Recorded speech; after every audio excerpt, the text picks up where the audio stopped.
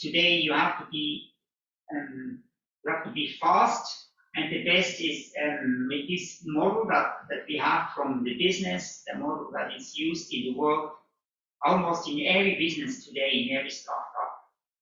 And it gives you questions, and you have to answer the questions before you can start something, or before you should start something, and it helps you to not fall in your idea, and then you really can, in front of starting something, really answer all these questions. So you will go through the questions, when not, but now we want to focus on the question of value proposition, because I think that this is the most important point. And yesterday we already talked about our vision, we prayed, and we really try to find out what is God's purpose for us and how does it fit with my vision today. So all of you did that already yesterday, and so you have a bit of an overview, but probably not the full picture. But let us now dig in this value proposition. But before we do that, I think it's good when we can pray. And probably I ask now somebody from Abuja, can you pray for these lectures this morning?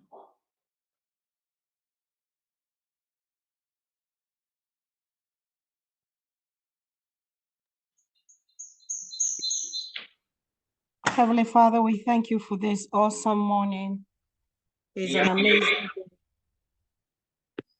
It's a wonderful morning. We just ask your blessing upon today. As we set off, we ask your grace to be multiplied unto us. We thank you for this morning. We thank you, Lord, for the teachings that we are receiving. Lord, we know that you have given each and every one of us the vision and the passion in our hearts, Lord. And with that, we know that you have given also us the calling of what to do in our life, in what way to serve you, in what way to serve the people.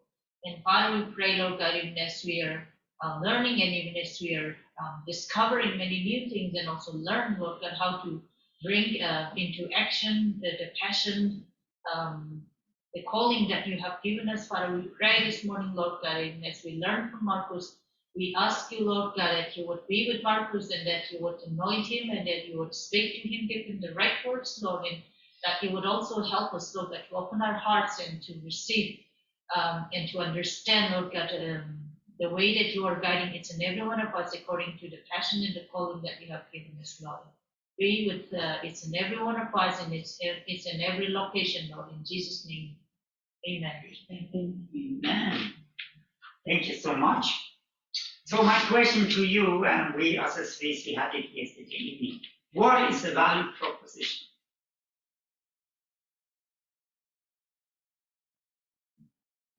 Who can summarize that from yesterday? Definition.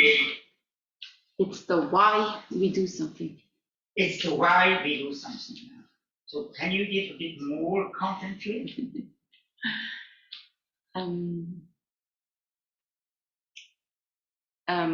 Yeah, we can say how we are doing something. For example, I do gardening in this way, with this and this people. But the most important is to really speak out why I'm doing it. I'm doing it because I love the creator and the creation, and I love to create new things. So I love to see it and to see it grow. So that's my why. That's your why. Thank you. Yeah, that's good. So the why, and I would add now to this why, that is adding value to people. My products have to add value to people. So, and we want to look to that a bit and to give a bit more understanding what is really behind it. And of course, companies have not a biblical Christian value proposition, and we want to have a biblical Christian value proposition, and this is a bit a tricky thing, no? But I hope when I go now to these companies and try Brits to explain what is their value proposition. It makes sense for us. Good, but thank you, Catherine, for sharing it. But this is what we have before we start something or want to do something. We not say what we do or so or how we do it. We really come to the point why we do it, and it has to fit with the creative together. Otherwise, it's not a really biblical Christian value proposition. It could be a value proposition for the world. But let us look to a biblical Christian value proposition. So, first question, what is the value proposition of Coca-Cola? Probably you can shortly ask your neighbor what he thinks. What is the value proposition of Coca-Cola?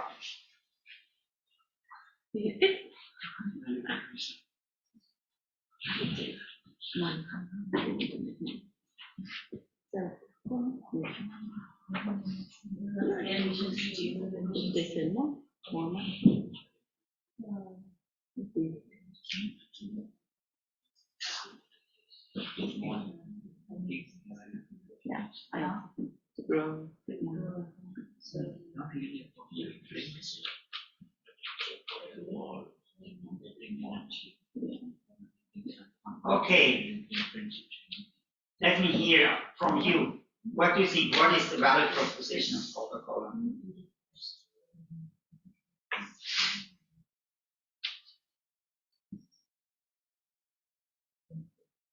Okay, oh yeah, please, Emmanuel. We think that to make more money, Yeah. right? It's the first more value to make more money, to make grow, and to make influence in this world. I would say no. I mean, that's probably the goal behind it. But the value proposition is how they sell their products. And why do you buy the product? Would you buy products when they would say, hey, we want to make money, we want to become big, we want to become the first one? I don't think you will buy it. You will most say, no, not with me. So they sell themselves differently. And this is the value proposition. So Christian. Okay. With our decision, we found that it's to bring more energy and to create a relationship between people. Yeah, that's very good. So if you look to a Coca-Cola advertising, is it about Coca-Cola? No, it's not. It's about relationship, about love, about feeling good, because Coca-Cola knows exactly, this is what we are looking for as people. We want to feel good, we want to have relationship, we want to have harmony, we want to have love, and all of that is deep in us. And I don't say it's wrong, necessarily, but we should not be just directed by our feeling.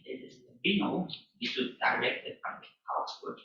But they know it. They might make all the psychological studies to find out what people like and so on. And then they do the advertising, and advertising works always the same way. Rise up your feeling, put up your thinking. And then in the end you buy Coca-Cola, and everybody knows it has too much sugar, it's not healthy, it's not good. Or you can take another one, it's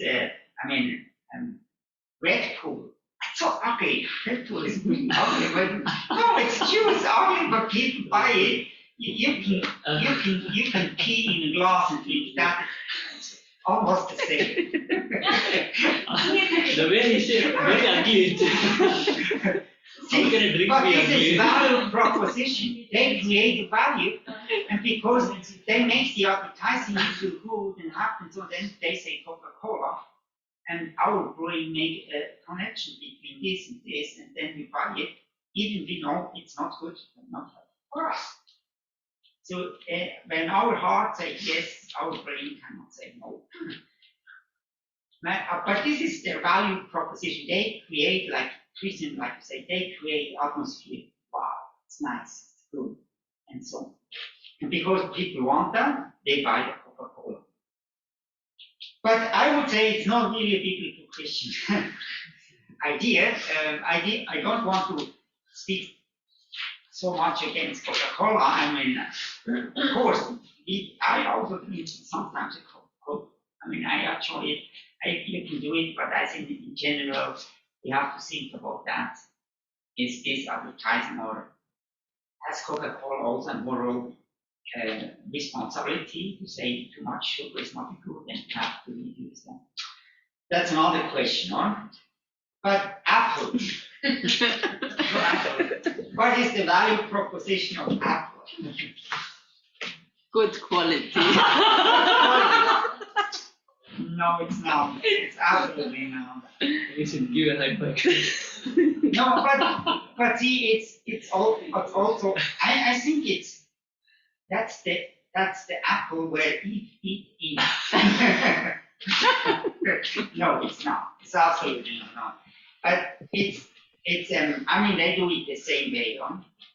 They create an atmosphere, and when you in Starbucks open your computer and everybody see the apple and people passing by, they say, it belongs to my family. They create, oh, we want to belong to this family. This family, they have great, I mean, they shake the system.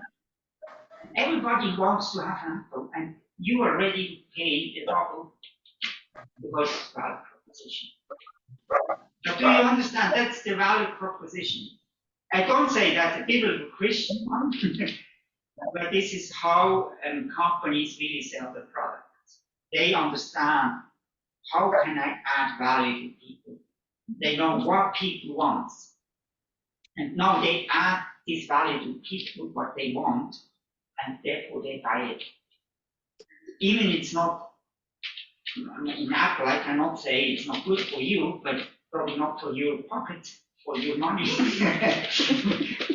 But you can buy an Apple, and I think they have a really, really good strategy and also good leadership, and we can learn a lot from them. Yeah, but I hope you understand that, and understand a bit more about this value proposition. Does it make sense? Yeah. Or they say our goal is always be better than yesterday. What is a good value? Or they don't stay in a competition, want to compete others, they just want to be better. So business is not about money, it's about adding value to people. And also our project to be about power should be about adding value to people. And I come to the conclusion, it's mainly from John Maxwell, but also from a lot of others. Never I mind. came to the point adding value is the justified cause for a good business. That is fit to a biblical Christian worldview, where you really can make sure that what I'm doing adding value to people. It's not for myself. It's not that I want to become rich, and it's adding value to people. So we will learn more about that in the coming days. But I think this is somehow I would say this is the point that I will make in everything what we do, that your business, or it could be a non-profit or a profit, but your business, everything what we do should add value to people. Yeah, so let's go closer to it. And what is the value proposition of those restaurants? These two restaurants, you can see in which of them you would go. And the first one. It's of course, that's a stupid question to ask. Everybody would go in the first restaurant, or everybody. Why? I mean, the first restaurant, I can tell you, it's really expensive. But here you get it for a cheap price. It's the same one. That is look nice. It's the best place to be, Yeah. and everything is very clean. Yeah. So you see, it's not just the money. Even they get a good price in the second best, you probably choose the first one because you do not trust the other one, or it's how they cook, how there is the hygiene there, and so on and so on. Is it dangerous? What kind of people are there? I mean, this is all going through your head, or going through your head. I mean, value proposition is not just money. I mean, good price, go for the cheapest. It has a lot to do with beauty, with creativity, and it mainly create trust. If you create trust in people will trust when they come to you. Probably they don't know the menu, they don't know the price exactly, but so just from their seeing, building up the trust, they will go to the first restaurant. And so we have not to be confused about just looking to price and money. So value proposition much more is creating values, and people buy things because it's nice that we can trust them, we can enjoy them. It's nice the view what they have, or to the lake, or here the sea, or it's a lake. No, it's the sea. But see, at the heart, this values is not just money. Don't confuse that and think just on money. So, next question: why people spend money to this organization? World Vision. You know, World Vision is collecting money for kids like this. Yes, money. Markus, I did see our Or Zoom? over Zoom. I did You know, see. share screen or Zoom? You don't see my Zoom? No. Why nobody say something to them? Oh, sorry about that.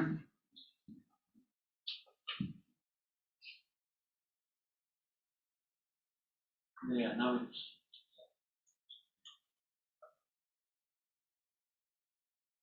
Yeah.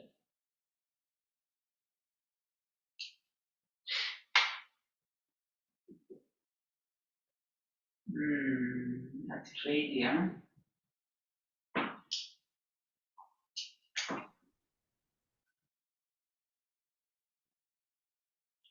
Okay, now you see the full screen, huh? So why people spend money to World Vision? World Vision is the one who select money for support children in need in Africa and all over. So why people spend money to it? What's the value proposition? Christian?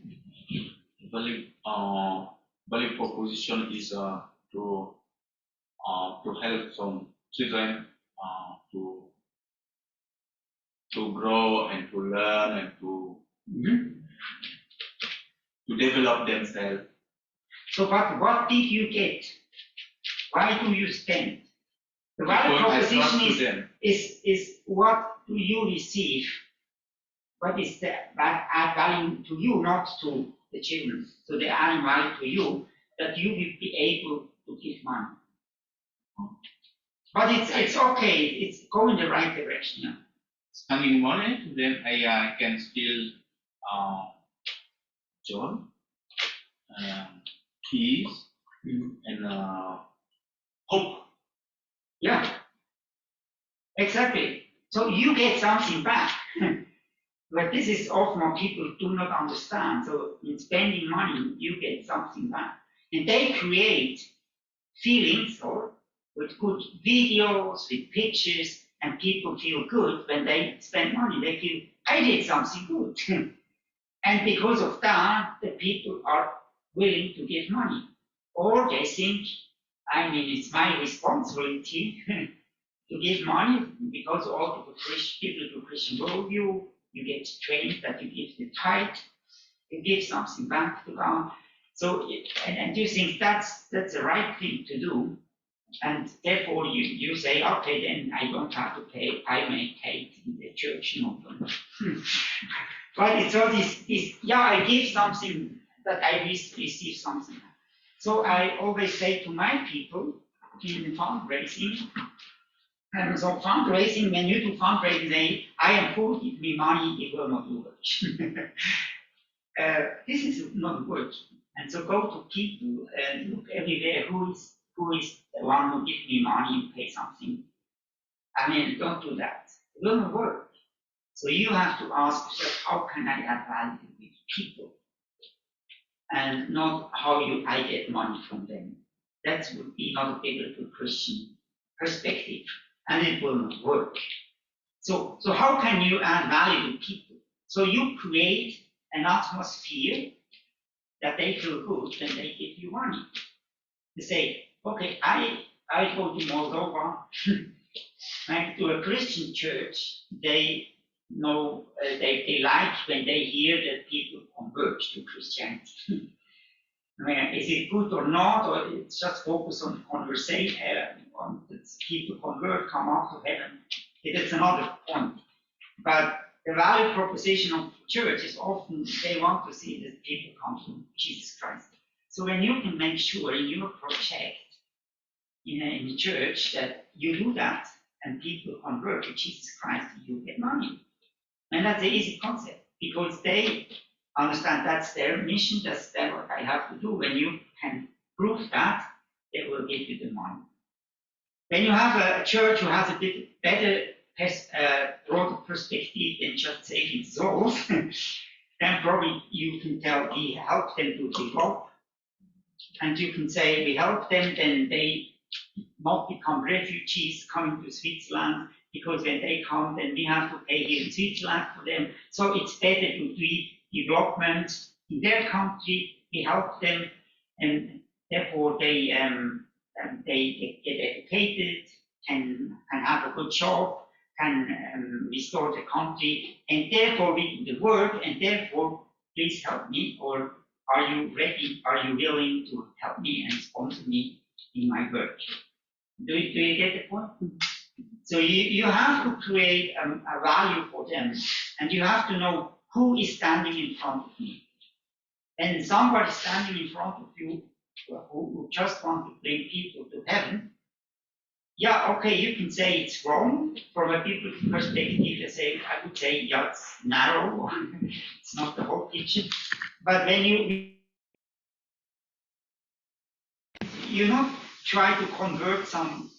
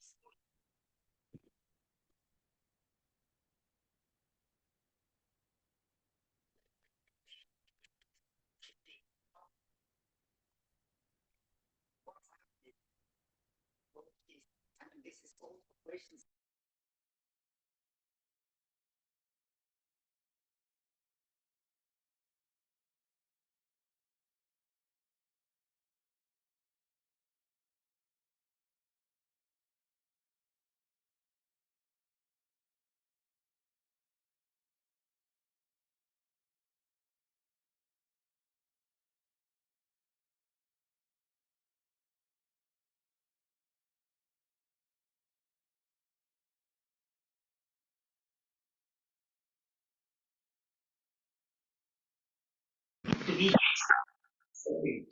a lot of Swiss are really willing to spend money. They spent in 2022 all together, the 110 millions, also $1.1 billion they spent last year in 2022. So, but not the state, it's private donations. I mean, a lot of private donations. And they only did it because of value proposition. When you are able to create this value proposition. And this is also when the Ukraine war broke out and you see all the damage, they create these notions, oh yes, and then people are willing to spend money. But always they also play with us, just to know, they play with our emotions just to get money. And this is also another thing, what probably is a bit critical. So let's come now to Wawan. Why people spend money to Wawan? What do you think?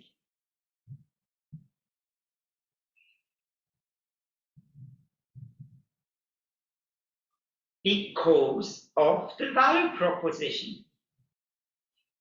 So what is it? What Wawan is creating now? So how can you create that? What can we say?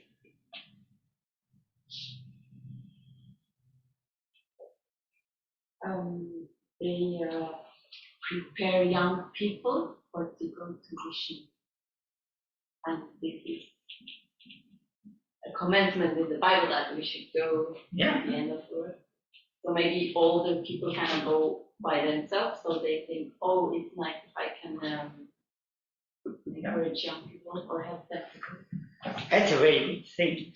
I'm not necessarily thinking that's the right perspective, but this is the point in a lot of churches. And especially, I would add as well,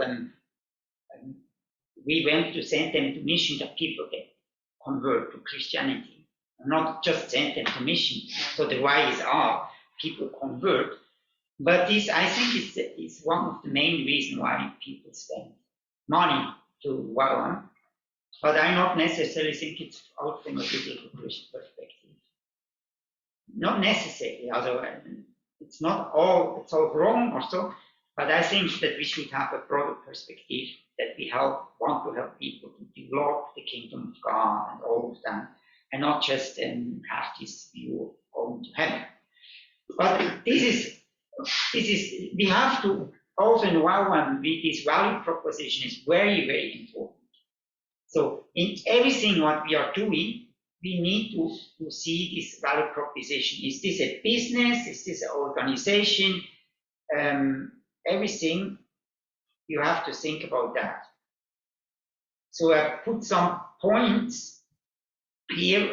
What is a justified reason? How does it help people? So you have to ask. Peter Hüsser say that, PSA, or what is the solution? What kind of solution do you bring? So always ask yourself in everything what you're doing, how does it help people? And this is one of the main points you have to put on your flyer. This is what we do, why we do what we do, to help people. This will really work. Is it not because, it's not because I get rich or I get a position or it's about myself. This is not working. There are the influencers who always talk about me, and they get rich, but actually they get not rich because of me. So they get rich because they create a value proposition of these people who want also to be like them or want to be successful like them, and therefore they go on the homepage, but because they go on the homepage or their Instagram, they get money from companies who sponsor them. So that's the way it gets. But I don't think, I don't say it's wrong, but the question for me is, how do they add value to people? Is it really the right way to get people, just say them, you can become famous, you can become the best? That's for me prosperity gospel in the church. But how does it bring salvation? How can I you are a doctor, or how can I help people, put them together? And how does it add value to people? How does it set people free? How does it empower people? So let us speak about that. And this should become our value proposition in selling our products, in selling our projects, in raising money for our what we are doing. And then also, why is it unique from all the other one? When you just do the same as all other do, then you always stay in the competition, and so you have to be better, you have to be cheaper, you have to be faster, all of that, and then you stand in this opposition or in this competition. Who is better? They fight about the strongest surviving. I don't think it's a biblical Christian worldview. So you should do something that is really better for the people, or you do something that is unique, and therefore people are willing to buy it or willing to invest in it. So how does it equip people to do the things better? So these are all questions. So you can add a lot of other questions too. It is adding value to his creation, or Kathleen, just to add what you said, is it value to add his creation? This has also a biblical value, or to create beauty, to make it nice, to take care of his creation. And all of that, in the end, taking care of his creation is also adding value to people. Because we're living from the creation, we're living in the creation. But also this has value. So if you look for the value proposition, then ask questions like this. How do you help for sustainability, or to see a long-term goal? And yeah, all of that.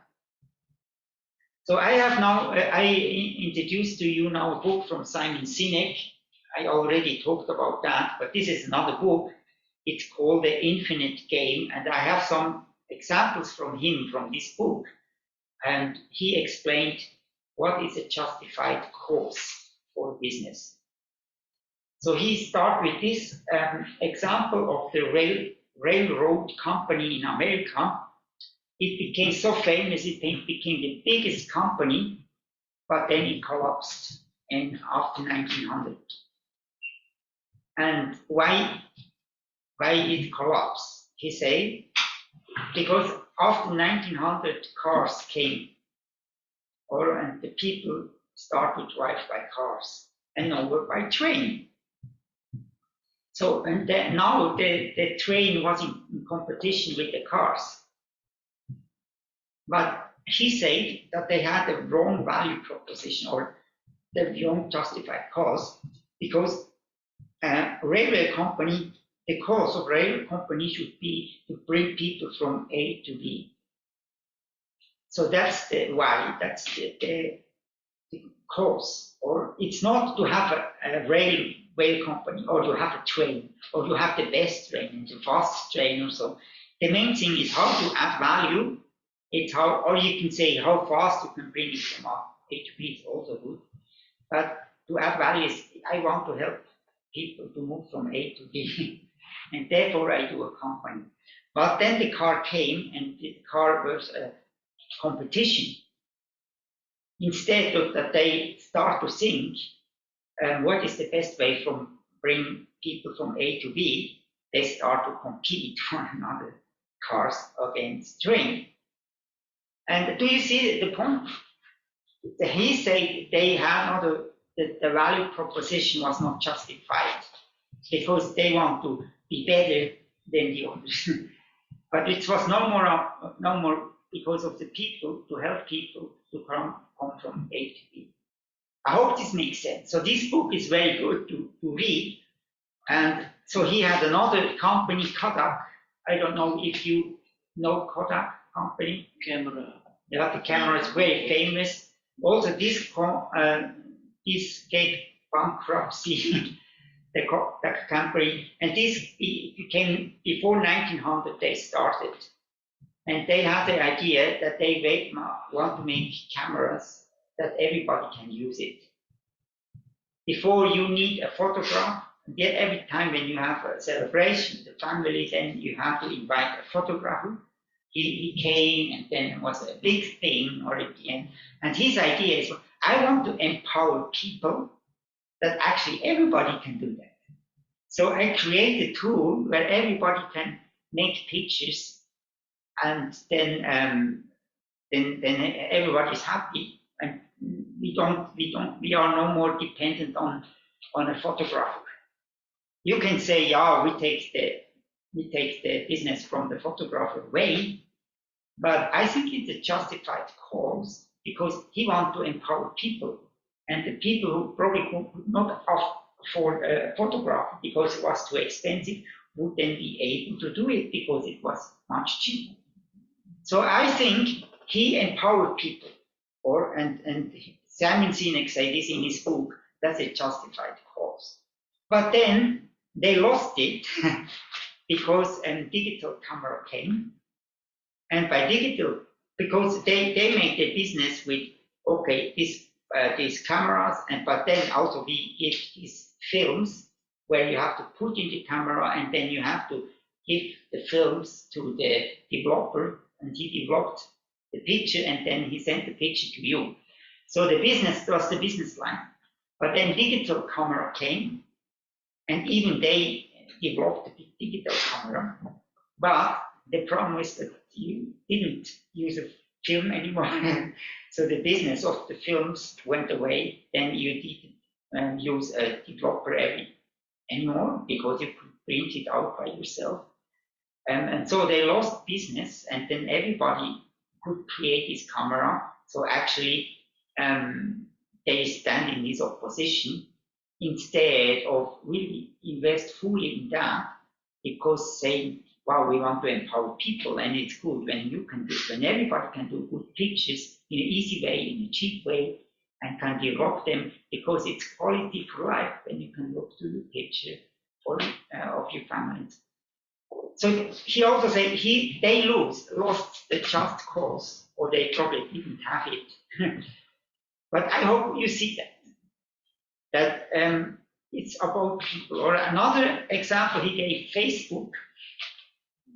So Facebook also started with empowering people, because the idea, probably you saw the film on Facebook. So the idea was he wanted to connect people together.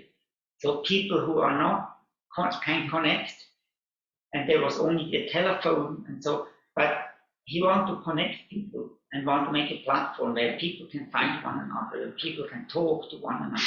So actually, he also empowered people to connect. He created more value to do that. You were not dependent on the post office writing a letter or put the stamp on it and have to pay for that. It was really easy to connect, and it was really easy to find people. And so Simon Sinek said that's a justified cause in the beginning on that he really want to add value to people, help people to connect. But today, I don't know, it's different because it's become also business. Or I mean, everything is about business and money and have more customers and do advertising. Today, I think also he said it as well that they lost the just cause as well, because it's no more about people. It became just about money. I mean, that's his interpretation. So you can disagree, but I hope you understand this value proposition. Or he made another example. He asked the question why the US lost in Afghanistan and Vietnam, or he mainly said Vietnam, and I add Afghanistan. He also said they lost the cause, the justified cause. In Vietnam, it was just a fight against communism. They want to kill evil. But he said that in the Second World War, America came in to deliver Europe from atheism, deliver Europe from the Nazis, and they were ready to come in to die, invest themselves their little people. So, but in Vietnam, he said that it's clear that they lost, because the thing was just to fight against the bad thing and then use the weapon to fight against sin. It was no more for really the little people or help people. And so I think that's the same in Afghanistan. No? In Afghanistan, they could not really win against these people, or could help these people, because it was not the intention to help them. It was they want to stop evil, they want to stop the Taliban and I don't know who. But he said a war should be justified then that you really help people or the little people and not just fight against people. So I add another example from Migros in Switzerland. That's a company, the owner, the founder of the Migros, he also had an idea. It was a cooperation of farmers. And in this time, the shops, the owner of shops, they make good business. But a lot of people were poor or could not afford it. And the farmer, in the end, they didn't have a good price for the products. So his idea is that the farmers can bring the products directly to the customers without the sellers. So actually he took the job of the seller away, and you can say that's a bad thing, but he helped the people who were poor, or the people who not have too much money, to help them that they get good income for the products, like the farmers. And as well, it was a bit cheaper for the customers, because they had it directly from the farmers. And of course, there was a good, the farmers, there was relationship and all of this too. So Migros is today a big concern in Switzerland, and I think they lost their perspective as well, because it's just, I don't know, can you not record that? It's probably no more about that. It's today I think this is help people.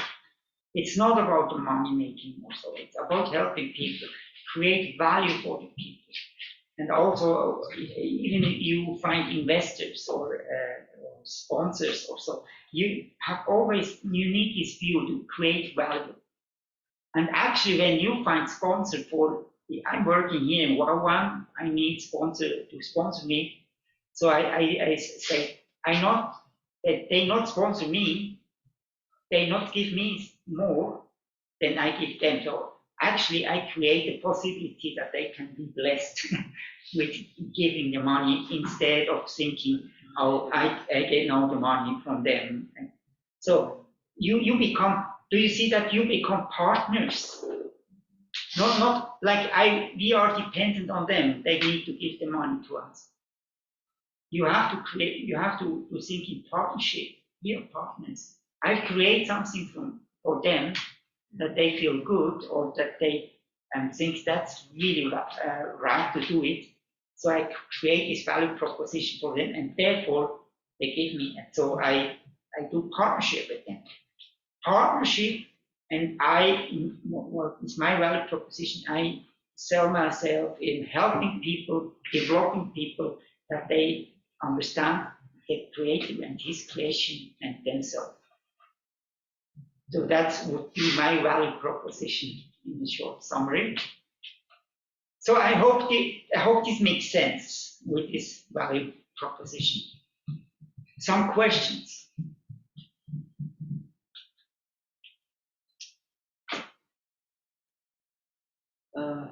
Yes, please. I mean, just a thought. Some companies like Facebook or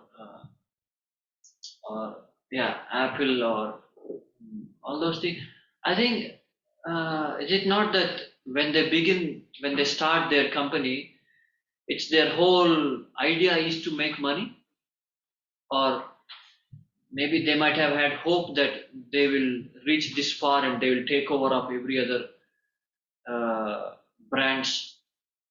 No, I don't think. Also, Facebook, it didn't was this intensive, or it didn't was the idea to make money with it. I mean, the idea was to connect people. He was an idealist. Yeah, I in mean, a university, but it became that he found out that we can make money, and then. But this was not from the beginning. yeah, I mean, the whole idea of Facebook is to connect people, to bring people, get closer. I recently was watching some videos on YouTube that this Mark Zuckerberg also was put in some quote, and they were questioning him about the privacy that they maintain in Facebook, WhatsApp, or Instagram. I mean, I could see that it has turned into a total big business giant, but in some ways it is benefiting the customers as well. Yeah. Because if I am searching for something in Facebook, I quickly get an ad. Okay, you are searching for this medicine, you are sick, so you can buy this online here, you can buy this online here. I mean, that is making life simple for us, right? Yeah, you are right. I mean, I probably was too bad with Facebook. I mean, it has some goods in it, so I don't want to judge that too much and say, yeah, it's just about money. But I think, I mean, you get this ad or you get your answer, and so it's, yeah, they want to sell you something. I mean, I don't know. I don't want to judge that. Probably I'm not in the right position to say more, but I want to help you to understand the value proposition they create, or mainly to understand what is the biblical Christian value proposition, and not especially a value proposition to make money, what a lot of companies are doing today, I think. So I want that you understand the value proposition from a Christian perspective is adding value. Looking at Well, in certain ways, they are also giving employment to thousands of people. Yeah. They are hiring a lot of people, giving them opportunity to work in their company. I think when it just would be against everything, it would not work. Or it always has some goods also in it. Also, I'm not against Facebook, so absolutely not. I just want to make the point to see what is the biblical Christian view of value proposition. But thank you for the question. Okay, I mean, what we do after the break is then we talk about the costs. And I will give you a tool where you can then train by yourself a bit to understand how the costs are coming to it. Because just to start a project without knowledge about costs, it's not so good thing.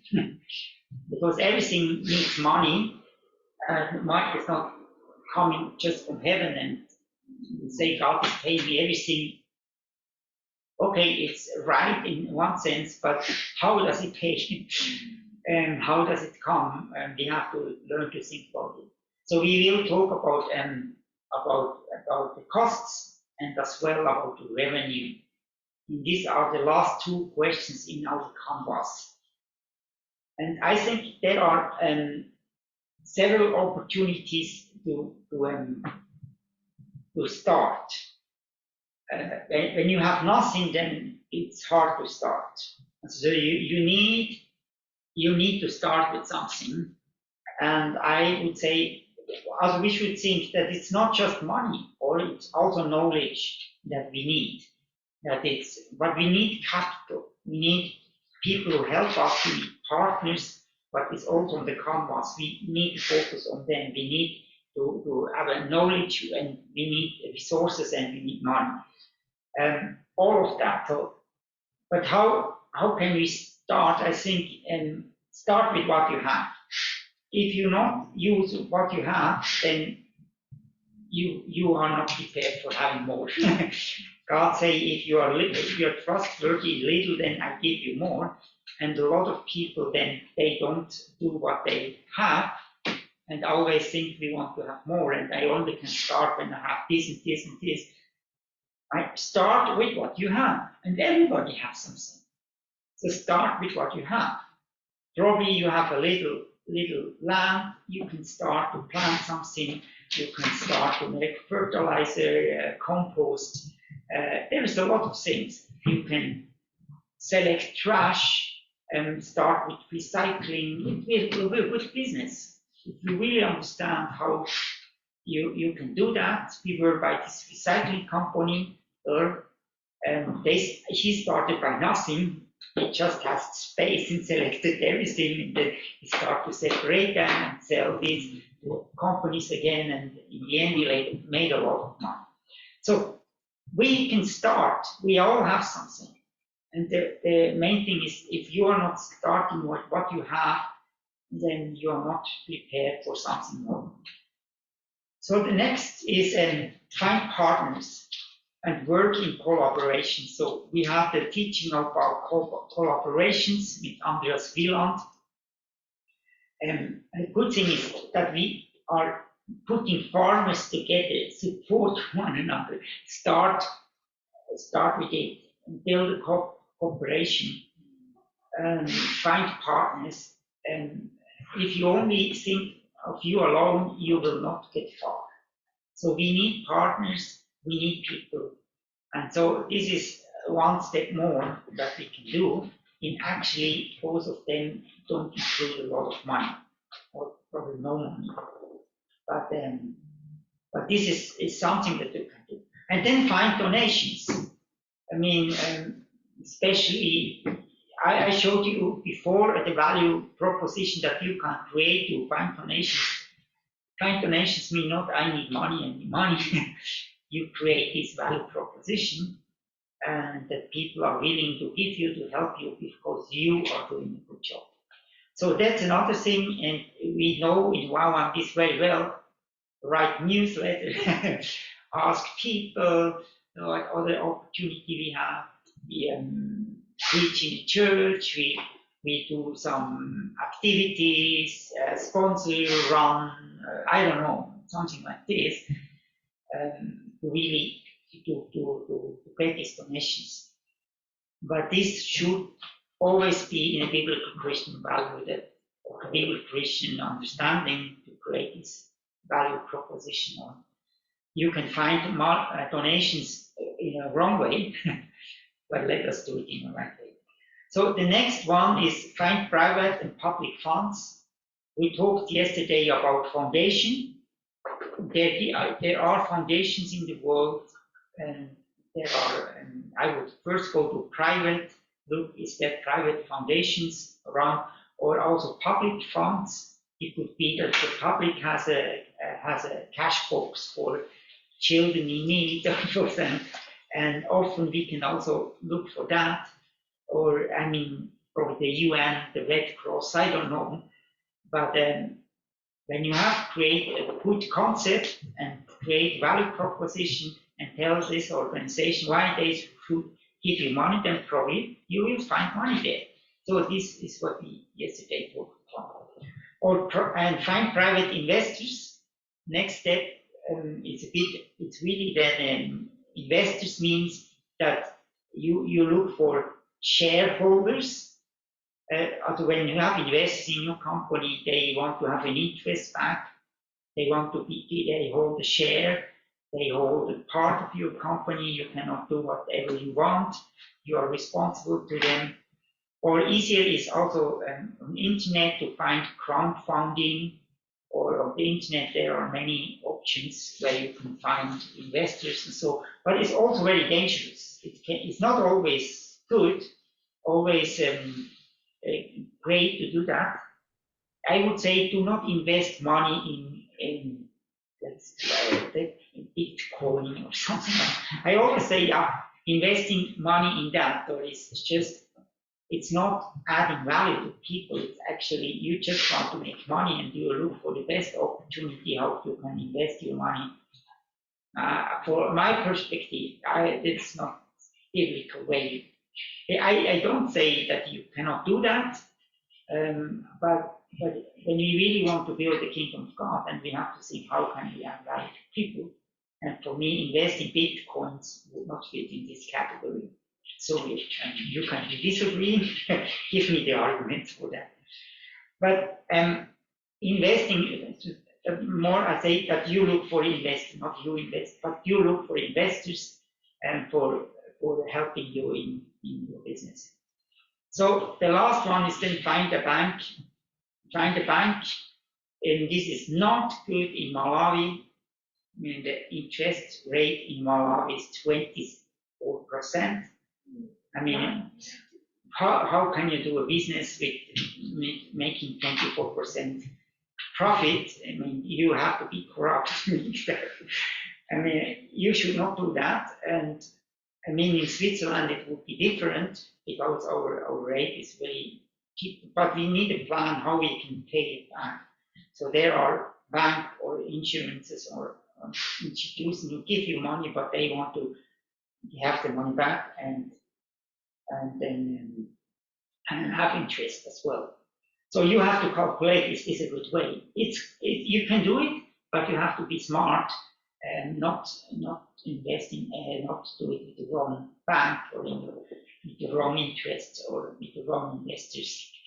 So, but there are many opportunities then to get the capital to start, because I think John Calvin, we say he's the father of capitalism, because he allowed to have a fund or to get capital to have a loan and then pay interest. This is allowed before Calvin. It was not allowed in the church for the Christians. But he said, how can you help poor people out of poverty? You have to give them capital and invest in them. And so giving money or be a bank, giving money is not evil, but the reason behind it should be helping people to get out of poverty. And today, I think a lot of banks just want to make money and try the best way how they invest their money, the best way that they get the interest. And by the way, when you go today to a bank for a loan, it's tricky, but I tell you, I'm 100% sure that it's like this, because we in Switzerland, we could vote about this issue. When you go to the bank and get a loan for $1 million, they don't have $1 million. The bank don't have $1 million. They only have probably 10%, and the rest they create by themselves. But you have to pay interest on the created money that they created. So this is a really complex system. But just to know, we can do that, but we have to make a good calculation how we can pay the money back, how we can pay the interest, and we will learn about that after the break. Thank you very much, and now enjoy the break.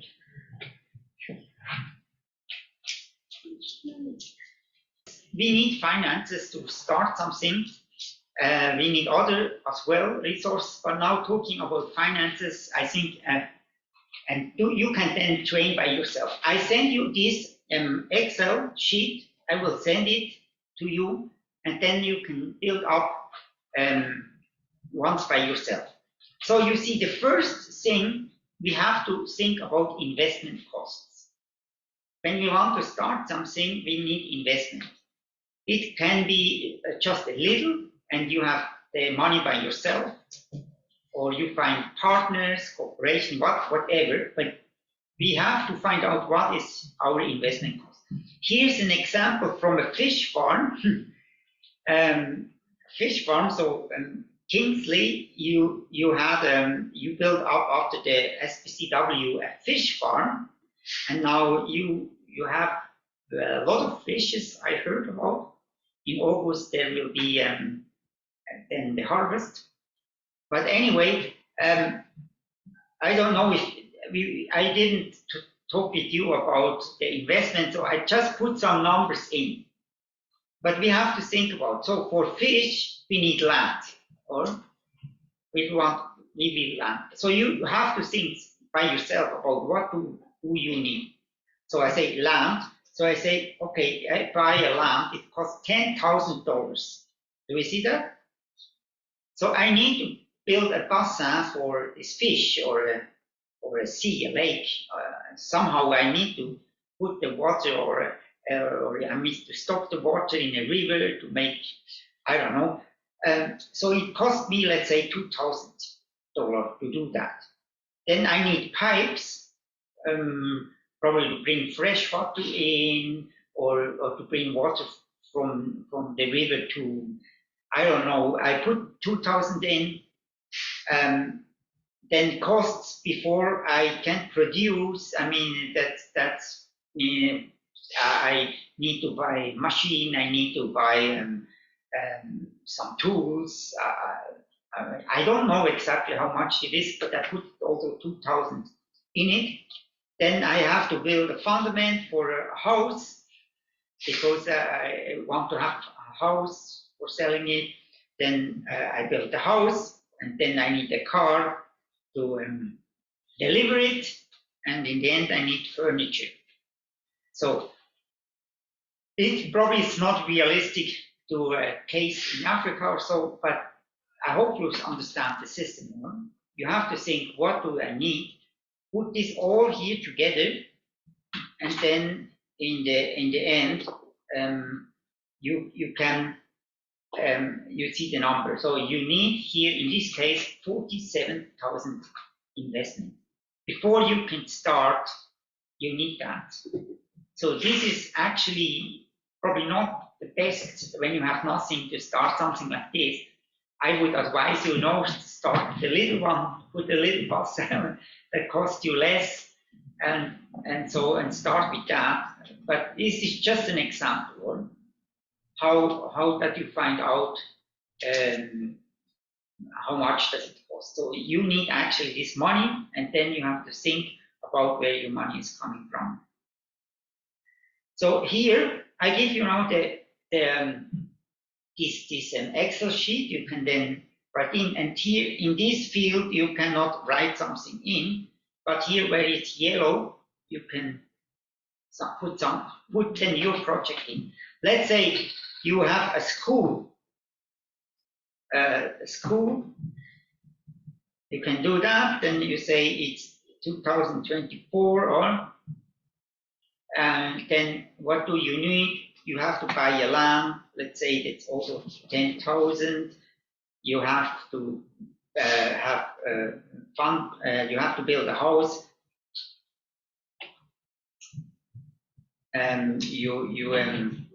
You need a furniture at this 3,000 here in, and so on. And we need probably what else do we need for have a school building? We'll start with the school. Probably we have to make a registration and law. I don't know. But and here, no.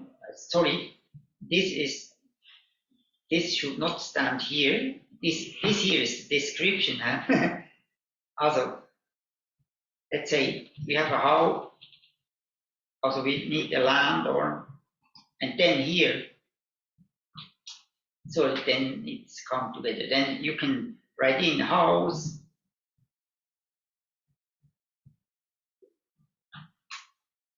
So what else? The furniture. Do you have something else that you need? What else do we need? Also, I say the registration of the school. Probably you need 1,000. What else do we need for start with the school? Teachers. Yeah, teachers is then not investment cost. A teacher is something that you have to pay them when the school is running. But probably electricity. Water. Yeah, water, electricity. I mean, before when you run the school, it's in the running costs. Yeah. But before, I put it in the house. Yeah. Everything is included, the electricity. Yeah, but do you see the point? So you put it all together, then you see how much is your product, how much does it cost before you start the product. Let's say you have a fish farm, or a little fish farm. You don't need land, you have your land, or you don't need a house. You only need a bassin, and you can this for 500 you can buy one, and then you need no furniture, you need no registration, and then you will go to the market and sell it, and yeah, then then you can say probably you need pipes, because you need to put fresh water always in. This is not so easy. You just can have a bassin, put fish in. You need to renew the water. Let's say you also, this costs you 500, and then before you can start, you have a lot of tools. Let's say tools and things and costs. Yeah. So, but let's say you can also start in a little, then it's 2,000, but you need something. You need something, and you can now find out for yourself how to do it. I send you this this Excel sheet, and you can train by yourself later, huh? Does it make sense? Yes. This is, but we have to know, before starting something, we need money, and then we have to find out how much we need, and then we go and start to find investors, or probably we can pay it by ourselves. We have the money, or we stand partners in collaboration and share, and we find the money on, and so on. So this is the first cost, but we have other costs for our project, and this is called the running costs. So now here, coming to the fish farm, power. You need power or electricity, and this costs, let's say, 1,500. You need to have a pump who is refresh the water. You need probably light. You need other things. Let's say you need power and transportation for when you bring the fish or to the market and all of that. So you need some money here. Then equipment, also the oil for the tank, for the track, you bought it before, but you need oil for putting in. Equipment, it's just what you use. Let's say you use some tools that it's not an investment, it's not buying, that you use it just for 1 year. And let's say you buy some, what can I say? You have some, you buy, what can it be? So I just put things like you have, let's say you have paper that you can write bills, or you have put that, and so it's just you constantly need something for your business. So you always put something in. Then of course you have to put salary. You have to employ people for that, and then you have to count how much do you have to pay for the salary. Then probably you have hospitality gifts. You do advertising. When you just want profit, and probably you will not do a good business. You have to think, well, can you give a gift to them, or how you can get to them? You have to be hospital, and for your workers, you invite them for a meal. You give them something back because they work so hard. My gifts here in WOW, in our budget, it's always gifts. Hospitality is always a high position because we want to give the hospital, we want to give people, and it is also a Christian value, and we should put something in. Because when we don't have that in the budget, then we don't have it. And in the end, we say, oh, we cannot spend money for making good things. But a business needs that as well for doing the business, giving gifts and so on. Then, and the workers will be happy when they receive a gift for their work, and it has a profit as well for the business. It's not, hospitality is not just giving away, it will also give, something will come back, and people will trust this company more, they will be happy, and they will be satisfied, and so on. Good. Advertising and taxes here, you have to pay taxes, and you have to look in a legal way. What do you have to pay for your taxes when you do that? Then advertising, communication, and you have probably make in your newspaper, you address that. You can pay by fish there. You give flyers out. You have to let the people know that you do it. So office costs, you have for the telephone, you need a telephone line, or you need a copy machine, you need copies, you need paper, you need a lot of things that would be here. And then here we have amortization, we will come to that later, but there is the cost, but you invest, you have to pay back. And so the investment for its sustainability, you have to think to have to pay back the investment. So this amortization cost. I will come later to that you see how you to put this together. And then, of course, let's say you have a loan by a bank or a private, probably you have to pay interest. So this is also that we have to put interest. So this make in a year 11,000 francs. That is this. That is running cost. So say every year it costs that much. So, and this, do you understand that the investment is already in, or this is what it costs. It costs that much every year, or every month is 926. So we need to find out this number, and so you can then also put your project in here. Let's say you have, again, you have a school, or then you need power as well. You need, let's say, public transportation. I don't know. No, let's take this away. But you have to think by yourself what you really need. But equipment, yeah, you need always things. A salary, this is very high. You need to pay the teachers, or and the hospitality. Probably you don't have to pay taxes in this case. Advertising, you have to do that as well.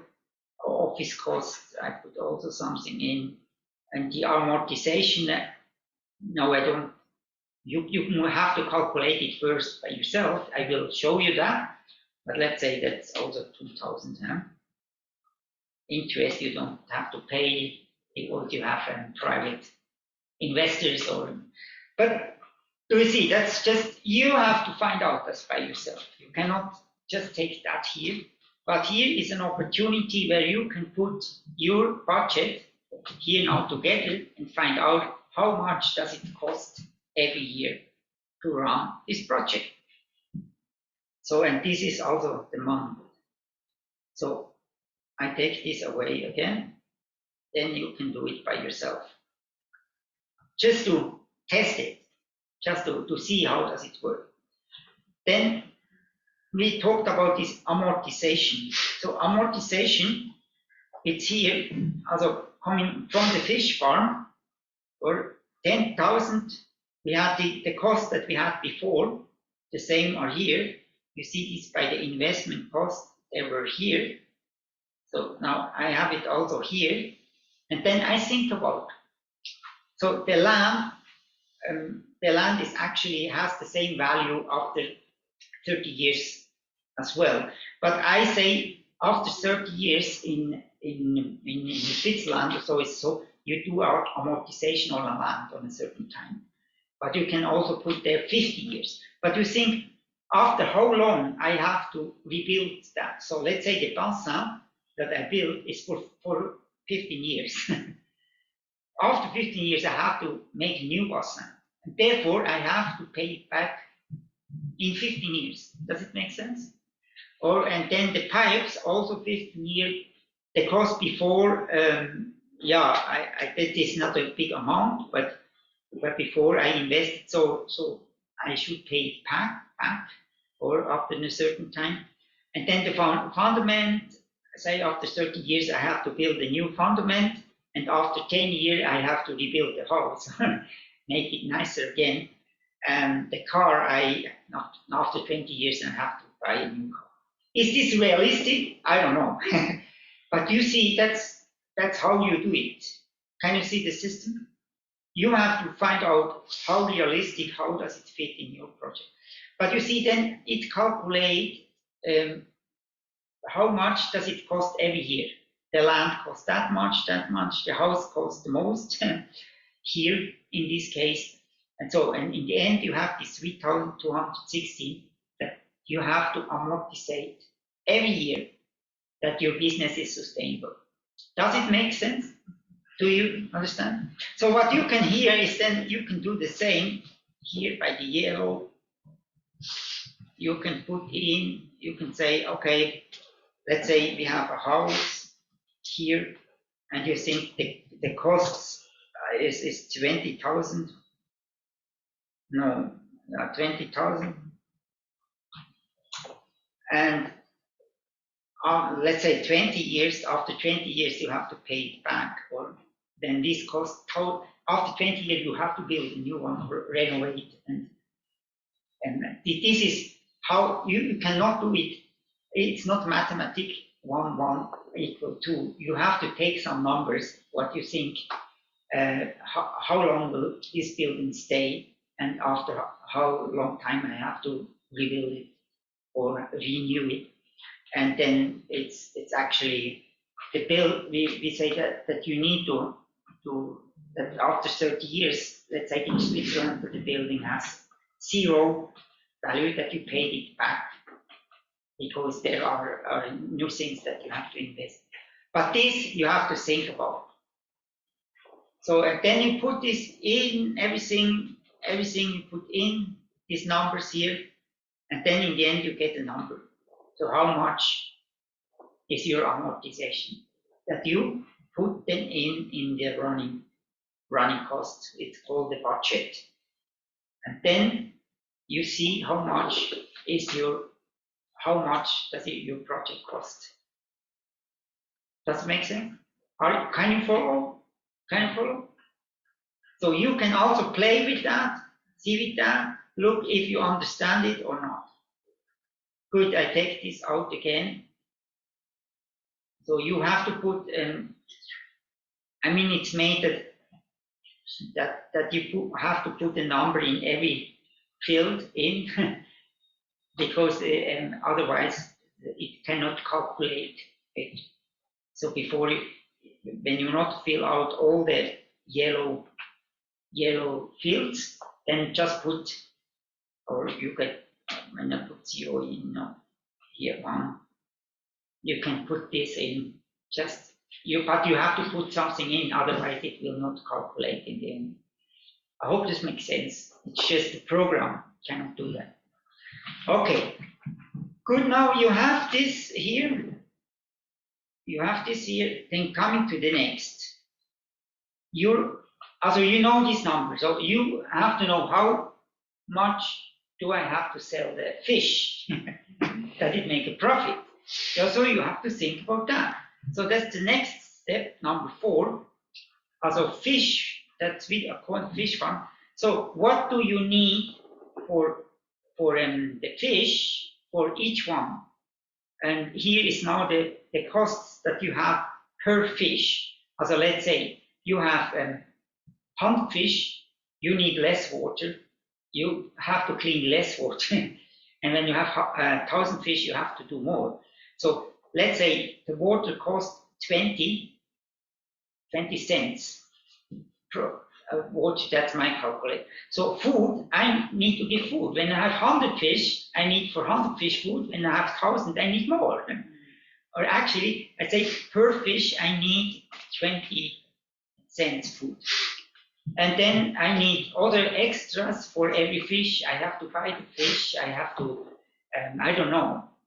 So but in the end, I say every fish costs me 90 cents. When I have 100 fish, so I have, it's 100 times. When I have 1,000, it's 1,000 times. So, but this is per fish. So now, at the selling price, you look now to the market and say, how much is the market price for a fish? You cannot sell the fish for $5 when the others sell it for $3.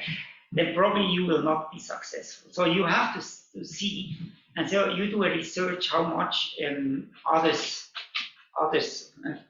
how much is it? So, and you find out it's $3, and then cost of the fish are 90 cents. So in the end, your profit is 210. Does it make sense? 210 is your profit that you have for fish.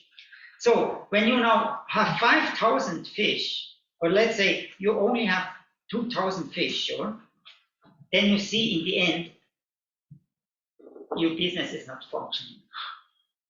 Or you have a minus every year of $7,000. Can you follow me? So let's say, so what can I change? Okay, I can change. Let's say I have to produce more fish. Let's say 5,000, then it's still minus. Okay, say I have to 5,500. Then I see, okay, when I can sell 5,500 fish, then my business make a profit. But almost nothing. So it's, I would say it should have, that you have, when you have the 11,000 expensive, then probably say that it makes 1,000 profit, because then we need to make a bit more profit that we can invest in something new. So, but at least you need to sell 5,500 fish that your system can work. So what you have to do is now to find out, let's say it's a school, and you have space for 500 students, or let's say, but you need at least 100 students that then in the end the system will work. When you have only 50, you have a minus. It's the same here in the SCW. I will show you that later. But do you see the point? So you have to calculate how many fish you have to produce. And can you produce 5,500 fish? Can you sell 5,500 fish? Or there is other thing that you can say, okay, I reduce the costs here. I can reduce a bit the costs.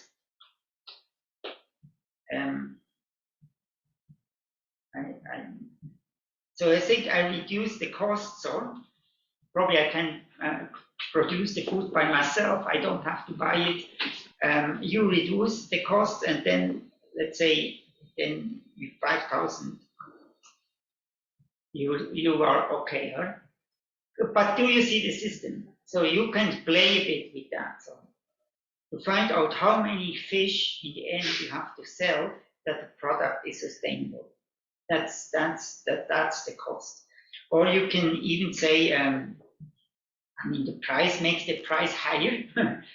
But when you make the price higher, then you have to add some value to the customers. Let's say you deliver directly to him. You don't have to come to the market, or you send a recipe with it, or you when they buy 1,000 fish, you get a voucher.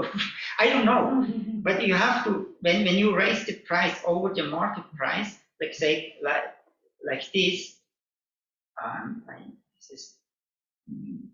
So like this, then you see, then probably you can also just with 4,000 fish, then it will be profitable, your business.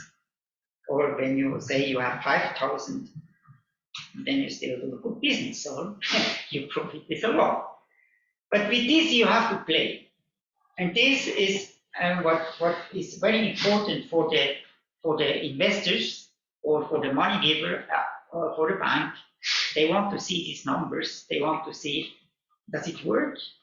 Does your business work? Because when there is a minus, then you every year do a minus, and you every year need more debt, and this is not sustainable. So this is the cost. And then in the end, also here you can then do it by yourself or play with it, or you can also play here. Actually, it's up to you. So the fifth step. Know that it's you have to create a budget, or you know how now you have this number. You do now put the budget. It's the same as before, but together. And this is here a budget from the school of SPCW, and probably you are interested in it. And it's the same. Also here you can see that's the in.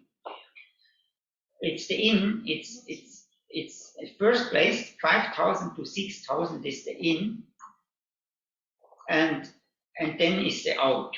And you see in the end, it's we make a little profit of 28 when we would have 7 students. So, but when we now have only 4 students, you see what's happened. Here we make a minus of minus 2,000. Do you see the point? Also, this is the same. Now I just put the budget together with the dates that I had before. So I calculated here the students is the class. What we have money for the class. The rest is the accommodation. Then it's the food, and there would be a seminar guest coming who paid. That is also here in. But that's the income, or and the out is we have to pay for accommodation, then we have to pay with copies, we have to pay to the U of N registration, and we have to pay the teachers who are coming or not coming, we have to pay them, we have to pay for transportation when we do our outings, we have to pay the food, that's the same amount that's coming in, will go out, we pay to the house, the same with accommodation. Then it's hospitality, or here we spend for hospitality, for gifts, for things, and also as well for our breaks, that in hospitality. And then we have things that we probably go out for ice cream or do something like this. And in the end, we have to pay administration fee, and this would then cover all the insurances, would cover our offices, what we have at the office that we use, not the rooms that you sleep in, but our offices, our classroom here, the beamer, everything like this. It's 450 per person, so we have to pay that. So in the end, we make the same here. When I do a budget for the school, I say the house or the boss asked me, so how many students do you need? I say 7 students, at least, that I have a profit, or that I not have a minus in the end. And when I have only 4, then I can say, okay, we hope that we have 4 seminar guests, put it a bit more. That's a hope, I cannot guarantee that. This we have to pay, but I can say, okay, here in transportation, we not do every outing, we just save here with money, and hospitality, we do just the minimum. There will be no great gifts for birthday and gifts for this. we put this a bit down, then addings, we take it out. We say we don't use addings. Yeah, what did I do wrong? Why is now minus here? Here 800, so, okay. Do you see? So I reduce it 1,000, but then I think, okay, yeah, I mean, we don't have teachers. We tell teachers that we cannot pay them, or we do not invite them. We do it by ourselves. So let's say I charge just at 1,800, and then you see, I can reduce it a bit, but actually we don't have a lot of teachers anyway, and we are as well by the minimum. It's just an example. It's not now how to show you how we do it, but do you understand? We have to do that. If you don't do that, then our project is not sustainable. There is another budget. SEMA is not here yet, but actually SEMA came as staff here to us, and I told SEMA, you need 1,000 Swiss franc every month to survive. You have to raise that. When you not raise that, you cannot be here. And I helped her, or she really is brilliant, and she has the 1,000 now. But this is amazing, or she starts with 0, but she believed that God can provide her. She did her work. She did her newsletter. She went to the church. She made friends. She told them what she is doing, and people were willing to sponsor her. So let's just say, how does it fit? I mean, food. Also, there is food. That's not right here with the food. Something is wrong. But let's say the food. This is not. But anyway, it didn't function here with the calculations. Somehow.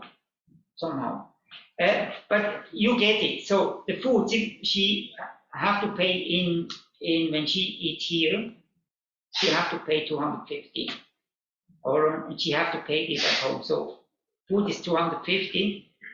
I mean 30 days, and this would be 240. But do you see? I put the budget a bit higher because she has to buy it by herself because she's not living on base.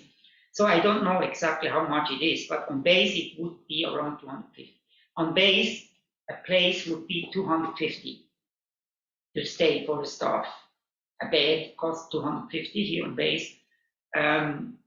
She is now living outside, and I don't know exactly how much she paid it, but I think it's a bit more. So laundry, she has, and we have to pay for laundry. Insurance, she has to pay insurance, and she is very cheap because I pay much more. I pay 4 times that. But because she has a special student thing, she only have to pay this for the insurance. Then the gifts, I put this in her budget that she also should be able to gift somebody, to sponsor somebody, to help somebody, and not just use for themselves. So this needs to be in the budget, or let's say we have hospitality, and here it's called gifts. So other thing is the visa. She need to pay for the visa. I mean, I calculate that in a month. Visa and also half tax abonnement for train. So this is 40. Then transportation. I told her you have to go to church. You have to meet people outside, and you should not be dependent always that somebody bring you. So you need to be independent to really meet the people. And so you need also to count with that. So 50, and then the clothes and beauty things that she is buying for herself, and savings to invest, to build up future, and she is also paying for people in India for the project and so on. And then for school, so that she, or school or flights, that she is flying to India and shows that she is saving money, that she can then have money to fly to India. So in the end, we come to 930, so we make it 1,000. But this is just a budget. So do you see, a budget is not the exact cost, but the budget is, you have to think how much do you need. And here for Sima, how do you need to live? And then probably she needs a bit less, or probably she needs a bit more, then we have to adjust it again. But do you see, we have to do before we do something, and here in the case before Sima, the project is coming to Switzerland, stay, learn about leadership, she have to think about that. You cannot just come and then, that's not leadership, or that then you are dependent on people, but God wants to set you free, and we have to think, we have to learn to think sustainable. So I hope this makes sense. Then for every staff, we need a budget, and you have to know how much do you need here, and then on the other side, we have to find out how you get to the sponsors and how much is coming in. So here I have a budget prepared for you. You can also test or train here from our so like our school to have first the in and then the out, and then you see what is, if it's profitable or not. So what then in the end, what we not do here, what we will not do now, but what Sima also had to learn here is then make a bookkeeping, also you put accounting.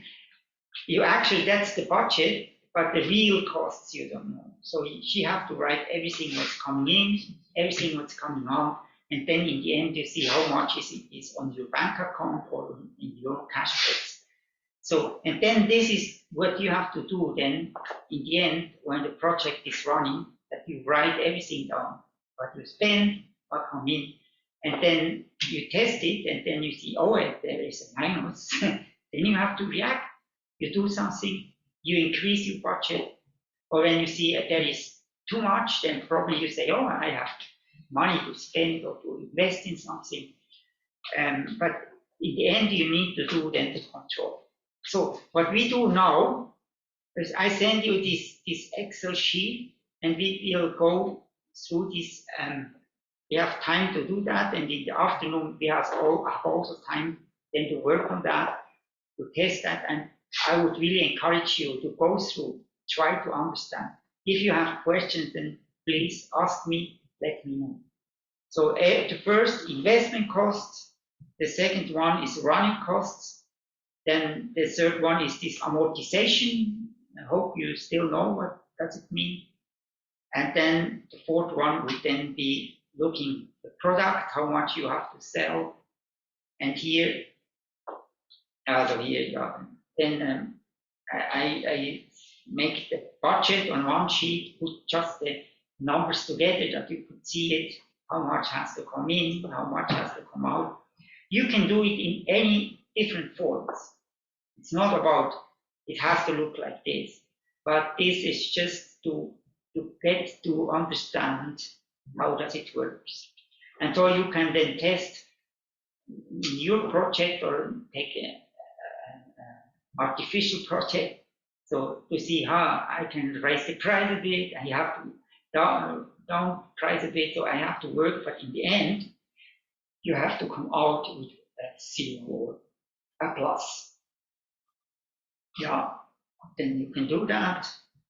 And if you also want to have a personal budget, you can also work on that. So think about what do I need really for life, for my family, how much do I need in a month, and where does the money come in. And this we will work and we will talk about. Good, some questions.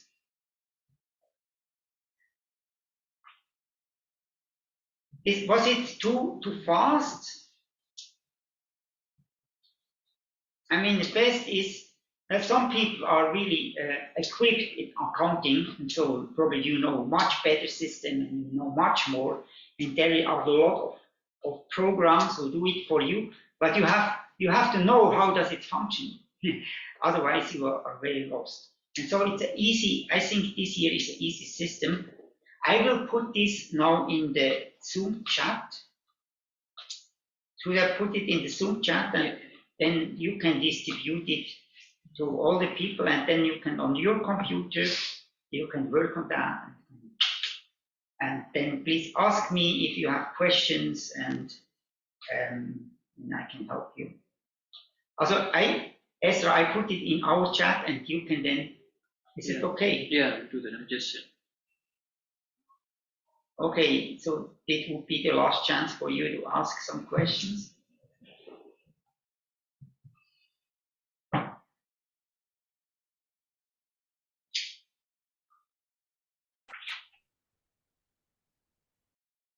Some questions from your side?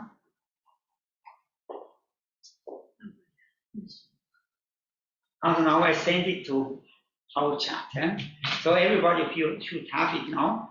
You can send it to Ruth as well, in Signal. What was it? Signal. Yeah, Signal or Telegram. Yeah. It's good that you now can work by yourself. And the best, no, not by yourself. The best is when you work in teams. Work in teams, and that you can help one another. And I am here. If you have questions, then please let me know. I want, in the end of the day, I want everybody to understand is how the finance system works, how does it should be with budget and amortization. This is just easy, or that's the minimum that I think you should know as somebody who built a project, to understand it a bit. Is it okay? That's my wish, that everybody have receive an understanding after today. So now you can work on that, and in the afternoon we meet again, and we also work on that. Discuss together, present it to one another, and just to hear from one another how to do it. And I want to see that you really understood it, understand it. Okay, it's good. Then, yeah, the best is really working groups. So 2 groups, we can do 2 groups here. Moni, do you want to help? Then probably, or Ezra, then you 2, 2, 2, or something like this. Would this be possible? Huh? 2 to 2. So we work this morning with that, and then let's see in the afternoon how far we get. But you have to present it then, and we will ask them the question. And we want to see from everybody of you that you understood it. Is it good? Okay. Can I also send the file to the Zoom? Yeah, please do it. That now you have it in the Zoom, and everybody have it, and everybody can work on that. We have to work now. Yeah, now. But maybe can we, I would say maybe can Manuel and Christian together, Yeah. language and so, Mm-hmm.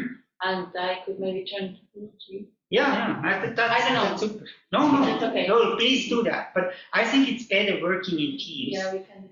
Then you can teach one another, you can help one another, and yeah. So, do you see the goal of this today? Okay, thank you very much.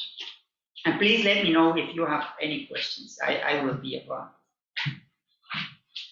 Thank you, Ezra, and thank you all the others. And I will say goodbye. Tomorrow we don't have Zoom, and then on tomorrow we work on the canvas, so everybody knows that from the Zoom here.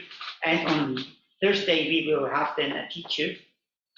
10 o'clock we will start, and 11 o'clock in Malawi. And yeah, we can look forward